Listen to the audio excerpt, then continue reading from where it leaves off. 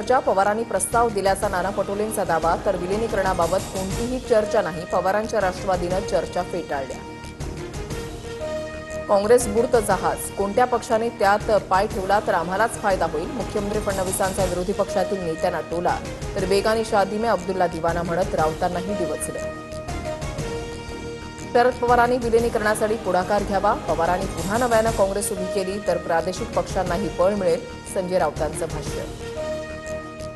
तृणमूल काँग्रेसच्या 19 खासदारांनी लोकसभा अध्यक्षांना लिहिलेलं जुनं पत्र समोर. वेगळा गट स्थापन करण्याची मागणी तर सोनिया गांधींकडून तृणमूल काँग्रेसला ऑफर. पक्ष विलीन केल्यास राष्ट्रीय उपाध्यक्षपद देण्याचं आश्वासन.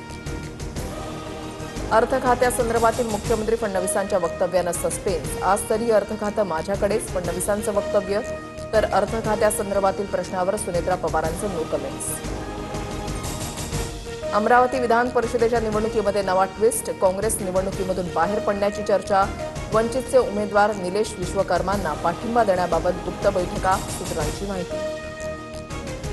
ठाकरेंच्या सेनेच्या खासदारांची 14 जूनला मातोश्रीवर बैठक. ऑपरेशन टायगरच्या पार्श्वभूमीवर बैठकीला महत्त्व. ठाकरेंचे खासदार शिंदेंच्या संपर्कात असल्याचा शिंदेंच्या सेनेचा दावा.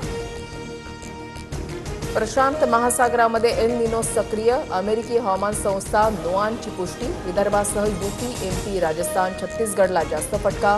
एल निनोच्या तीव्रतेमुळे जगभर दुष्काळाची शक्यता. एल निनोचा प्रभाव लक्षात घेऊन टास्क फोर्स तयार. शासन स्तरावर तयारी सुरू. शेतकऱ्यांनी सरकारच्या सल्ल्यानेच पेरणी करावी. मुख्यमंत्री फडणवीसांचं आवाहन. शेतकऱ्यांच्या सरसकट कर्जमाफीसाठी रोहित पवारांचं अन्नत्याग आंदोलन. कृषी मंत्री भरणे आणि रोहित पवारांची फोनवरून चर्चा. सोमवारी चर्चेचं निमंत्रण तर सरकार आश्वासन देत नाही तोपर्यंत आंदोलन सुरूच ठेवणार, रोहित पवारांची भूमिका.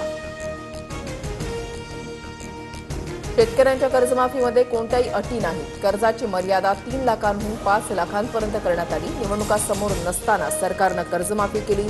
मुख्यमंत्री फडणवीसांची स्पष्टोक्ती. कांदा उत्पादक शेतकऱ्यांना मोठा दिलासा. कांदा खरेदीचा दर आता 16.5 रुपये प्रति किलोवर. उद्यापासून नवे दर लागू होणार.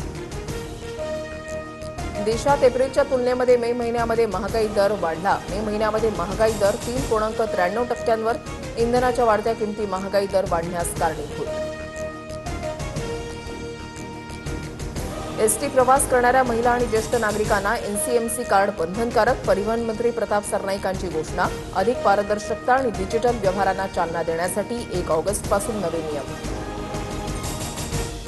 अवैध गुटखा विक्रेत्यांवर मकोका अंतर्गत कारवाई होणार. अन्न आणि औषध प्रशासन आयुक्त तुकाराम मुंढेंचा इशारा. औषध खरेदीसाठी रुग्णालयं बळजबरी करू शकत नाहीत. एफडीएचे आदेश जारी.